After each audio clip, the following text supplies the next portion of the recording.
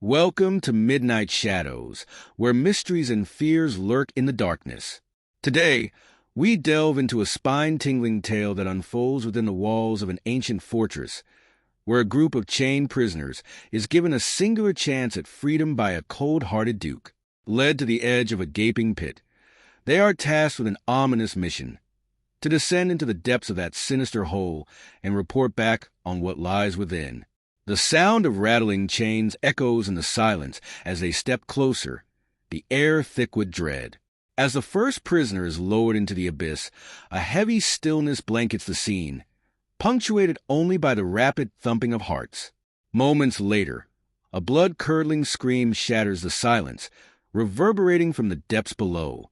When he is pulled back up, his visage is transformed, aged and traumatized, his eyes hollow with terror, haunted by the suffocating darkness and distant screams that still echo in his mind.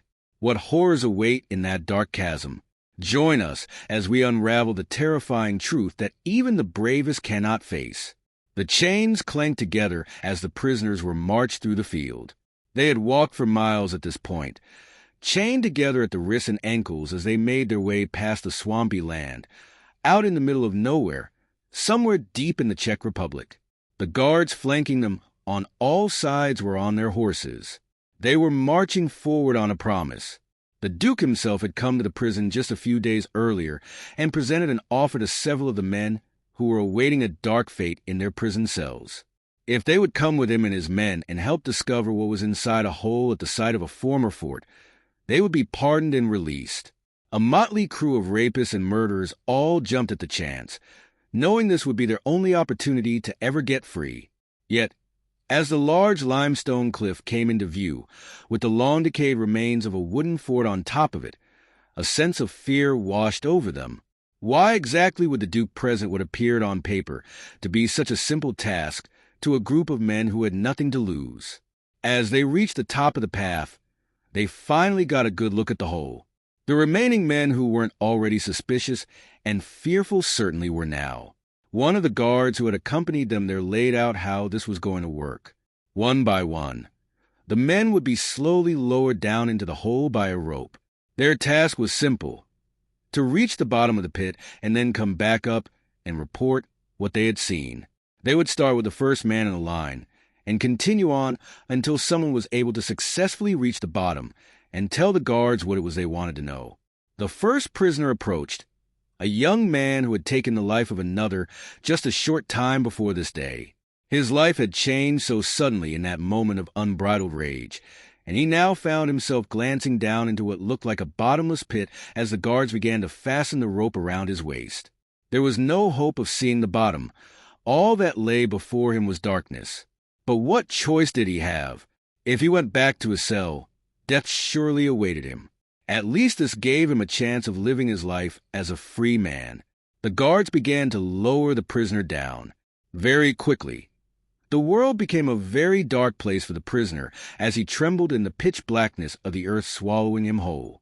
The guards and prisoners alike crowded around the edge of the hole, trying to see or hear anything from the man who had just been lowered in. But after just a few short seconds of being lowered, it was almost like he vanished. There was nothing.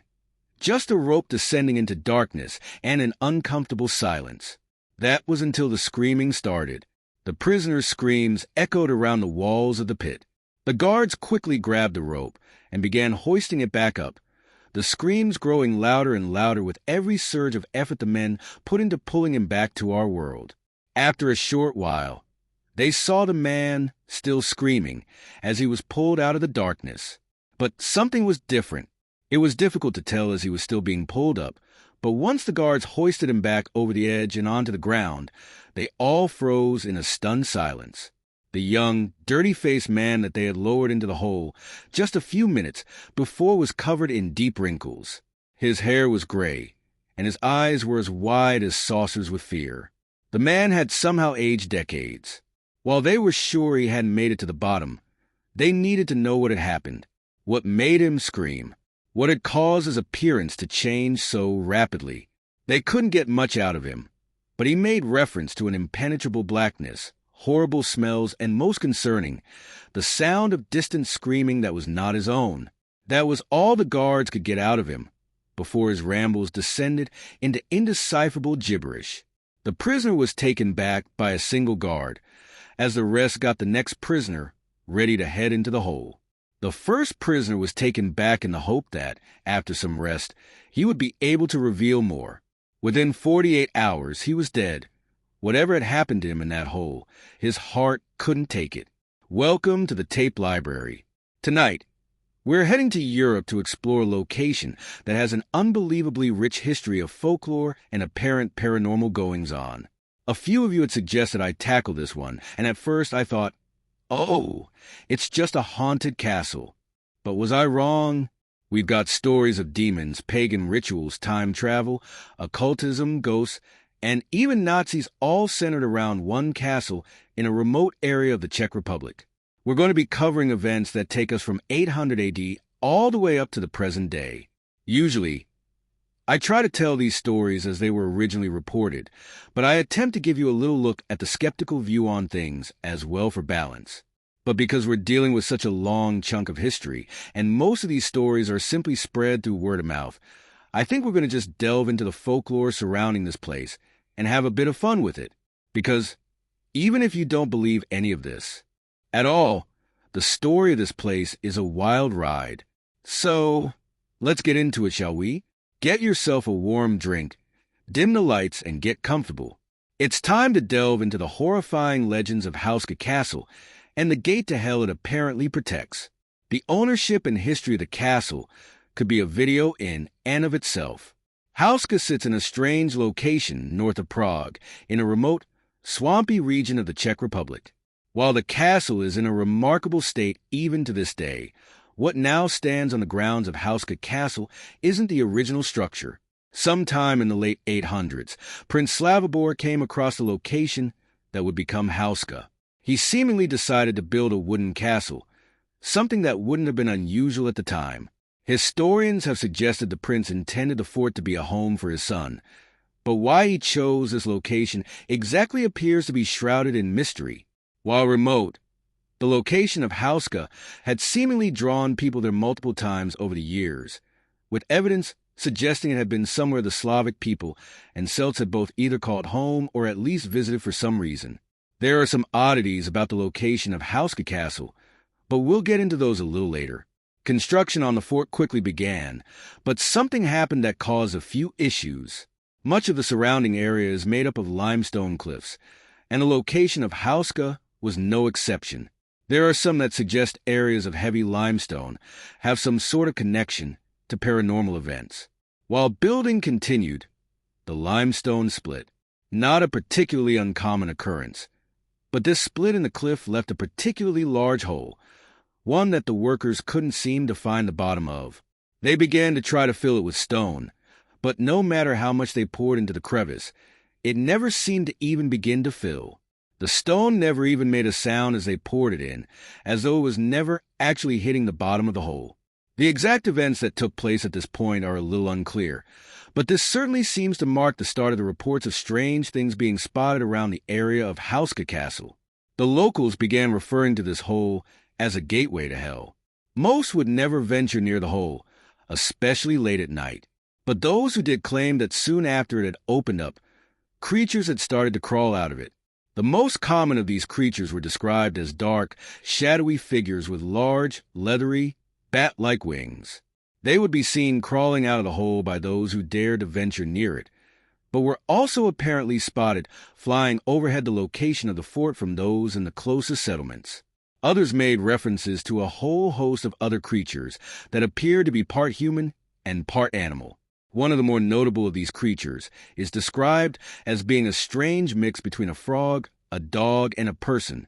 This hole to hell, and the subsequent beasts that appeared to be escaping from it, were very quickly blamed for the issues that the locals were having. Men were apparently being struck down with strange illnesses. Livestock were found dead, or in some cases, were being carried off into the night by the creatures from the hole. Many of the crops in the area began to fail. Prince Slavobor's family would never move into the wooden fortress. Those who were staying there during the construction quickly fled before it could be completed. Whatever happened here, There appears to be more to it than mere local superstition. The prince's men left the fortress abandoned, never to return. It would be around 400 years later before anyone attempted to build on the location again. Sometime in the late 1200s, seemingly under the orders of Ottokar II of Bohemia, a castle would be built on the location of the now-ruined wooden fort, this time from stone. There have been some suggestions that the intention of Hauska Castle was to act as an administration building for the local area. However, I'm a little unsure if that has ever been confirmed. Certainly, when Ottokar's men arrived at the location, they would have known about the legend of the Gate to Hell. The stories had not gone away over the last few hundred years, and in some cases, they even grew in intensity. They were particularly interested in this pit that they were told the locals had repeatedly tried to fill in, but had failed to even make a dent in. This is when the plan was put together to send prisoners into the hole to see if there was any truth to this Gate to Hell story that was spreading throughout the Czech countryside. Of course, we already know what happened to the first prisoner, but it is said that much the same happened to all the subsequent men who were lowered into the hole. Most came out looking aged. All of them lost their minds. Only one prisoner apparently didn't. He was only lowered into the darkness for a split second before begging to be pulled out, stating that there was something unholy underneath Hauska Castle. He would much rather face whatever punishment may come from his crimes than venture any further into that hole. Despite not being able to solve the mystery of what was inside that hole, construction of the castle continued. Stone slabs were laid over the top of the hole, and atop these slabs they built. The castle's chapel was constructed, seemingly in a vain hope of keeping whatever evil they believed existed there at bay. This was a common practice of the time, creating something viewed as positive and holy to counteract some sort of dark history or evil that may have taken place at a specific location. To this day, remnants of the pictures that were created on the chapel's walls remain. There is imagery of the Archangel Michael lancing a demon on the ground, as well as a more strange depiction, a part animal, part human creature. This creature appears to have the torso of a woman and the lower body of an animal. In her hands, she is drawing back her bow, specifically with her left hand, which was said at the time to be a sign of evil. But this brings us to the oddities surrounding the building of Hauska itself. The castle has been renovated many times over the years as it changed ownership, leading to some confusion over what elements actually represent what the original Hauska Castle looked like. The common claim is that this castle appears to have effectively been built inside out. It is often described as a cube within a cube within a cube. There are no windows or battlements that would have allowed archers to point their bows outside the castle to defend it. Instead, all the castle's defenses appear to be facing inwards, as though the building were designed to stop something from getting out, not to deter enemies from getting in.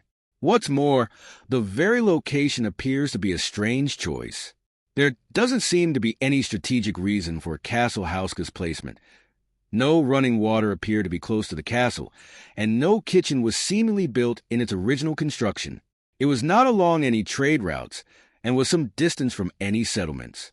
It doesn't feel like Castle Hauska was ever intended to function as a traditional castle at all. It was simply built to encase something within. The construction of the chapel and the covering of the hole didn't seem to achieve anything.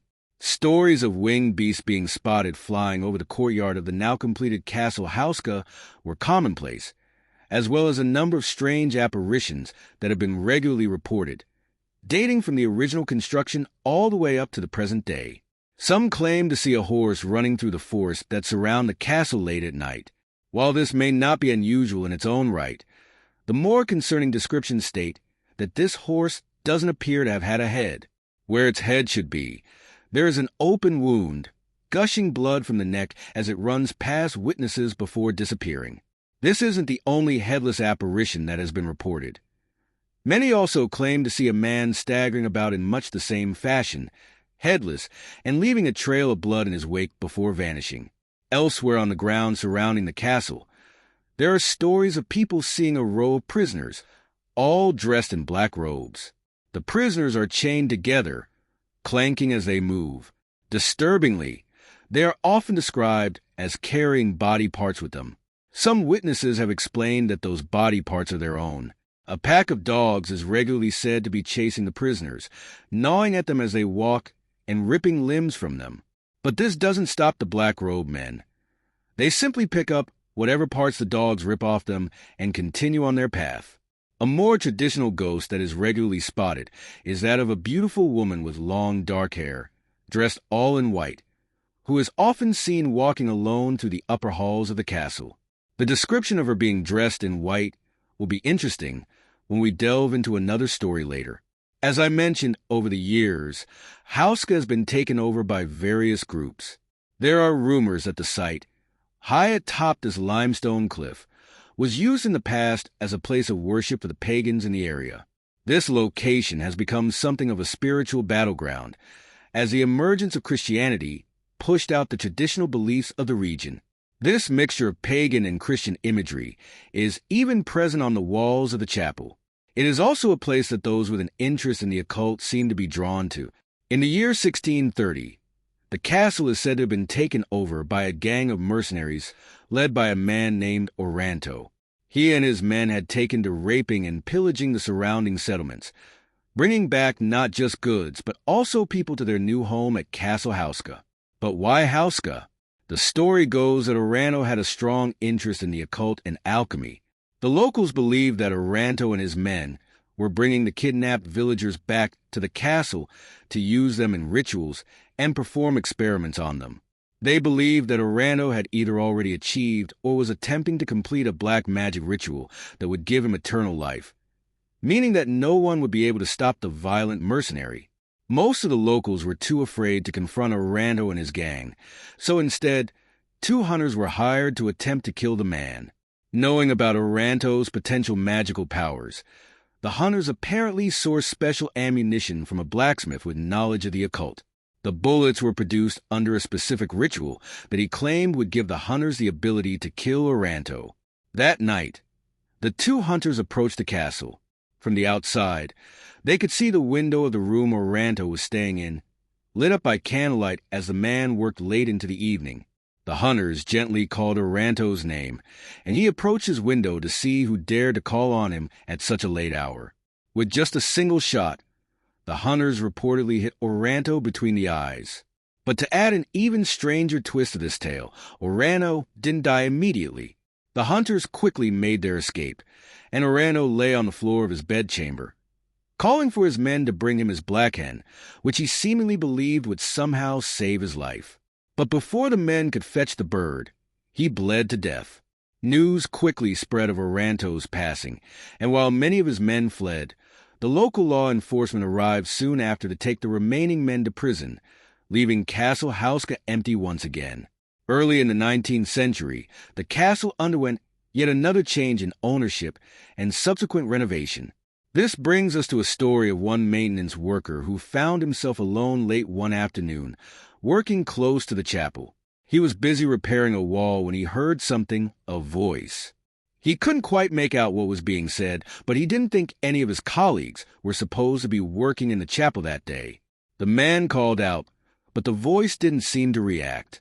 It continued speaking, but didn't respond to his calls. The man downed his tools and headed into the chapel, pushing the doors wide open. It was empty. There was a moment of silence before the chattering started up again. It began to sound like it was more than one voice. The man looked around the chapel, baffled at what was going on, but as he moved throughout the room, the voices got louder. He could tell they were speaking another language. One voice he did not recognize. Even more concerning was the fact that the source of the voices seemed to be coming from inside the walls of the chapel. The man was immediately terrified and turned to run. He refused to ever return to Castle Hauska again. When he was asked if he recognized any of the words he had heard, he said the only one that he could identify was the fact that the voice kept saying Seraph over and over again. Seraph is said to be a celestial being present in Christianity, Judaism, and Islamic beliefs. One of the other frequently reported phenomena at Castle Hauska is that of apparent time slips. The most famous of these accounts comes from the writer and poet Karel Heinrich Machu. It is said that Machu was taking a walking tour of the area in 1836 when he decided to take lodging for the night at Castle Hauska. That night, as he lay in bed, Machu claimed to have a dream that had such a profound effect on him that he recounted it to a friend when he returned home. He said that in his dream, he felt like he was falling through a dark tunnel, deep into a pit with endless darkness surrounding him. But unlike the prisoners, he reached a bottom of sorts. He claimed he emerged into a world that he described as horribly mechanized. He wandered the streets of what he soon realized was Prague, but everything seemed different. He spoke to a young girl who told him the year was 2006. He stated that this little girl showed him moving pictures in a small casket that she held in her hands. He also mentioned that as darkness fell on this hellish version of Prague, he walked among sandstone cliffs riddled with holes that projected eerie yellow lights.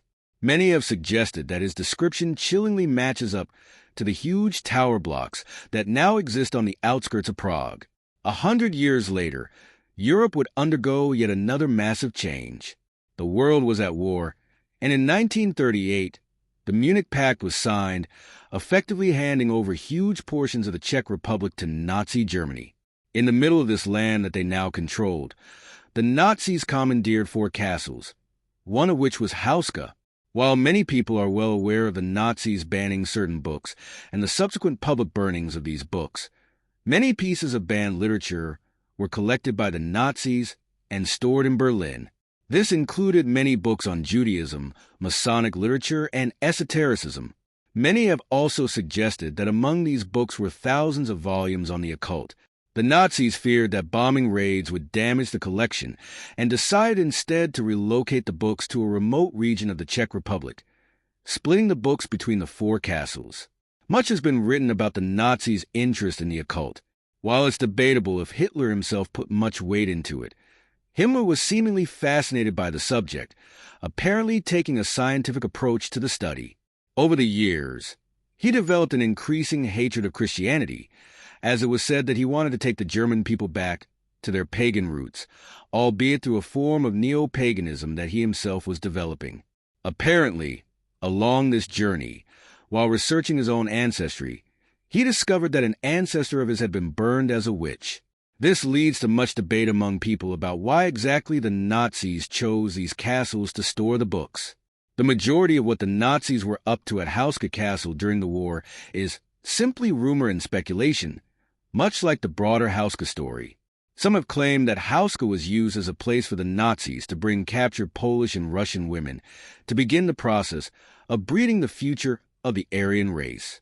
Others argue that this is a distortion of events and that the castle was actually being used as a brothel for German troops.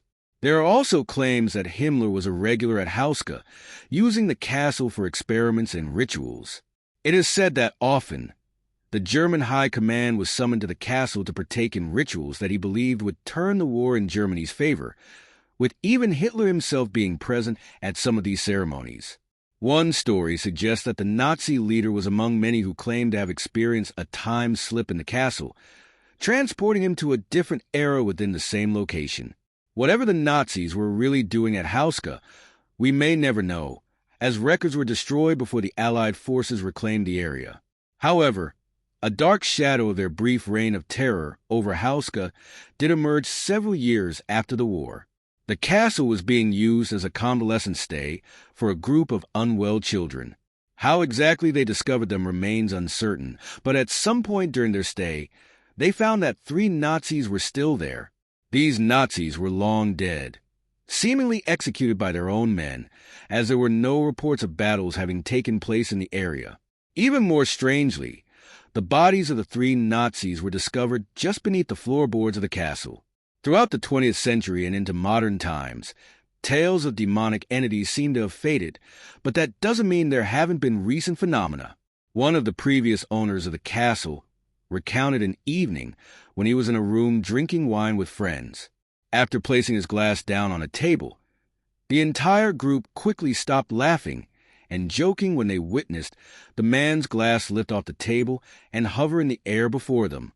The man reached out and picked his glass up from the unseen hand that appeared to be holding it.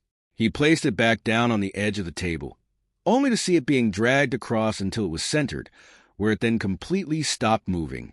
The castle has become quite popular with ghost hunters, with several teams visiting over the years. In 2014, one such team reported that much of their electronic equipment's batteries drained despite being fully charged.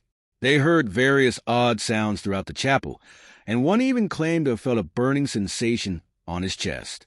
When he pulled up his t-shirt, he revealed a blistering burn underneath. Others have reported doors being unopenable despite not being locked, and the echoing sounds of rattling tools in the halls. The castle has been open to the public since 1999. However, in one documentary, the castle's warden claimed they were forced to limit overnight stays after an incident where a guest, hoping to experience the supernatural, threw themselves from their bedroom window in the middle of the night. Another common occurrence is seeing shadow figures walking through the castle, often above the courtyard on the walkway. This figure is typically described as harmless, believed to be merely there to keep watch over the hall. However, one couple dining at the castle one evening claimed to have had a darker experience. They heard a loud thump on the floor and turned to look at what had caused the noise, but there was nothing there. When they turned back, they saw two semi-transparent figures dressed in black robes, devoid of faces. The figures quickly moved toward the couple, whispering to one another before fading away. The couple was convinced they heard them discussing the killing of young girls.